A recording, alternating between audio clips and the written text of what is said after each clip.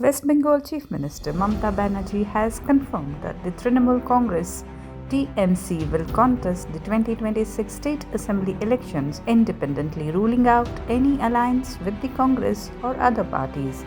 Addressing TMC legislators ahead of the Assembly's budget session, she criticized the Congress for failing to support its allies in other states, citing Delhi and Haryana as examples where the Congress and AAP did not cooperate, ultimately benefiting the BJP. Banerjee stressed that while opposition unity is crucial to prevent the fragmentation of anti-BJP votes, the Congress has little influence in West Bengal. Confident in TMC's strength, she asserted that the party would secure a two-thirds majority without external alliances.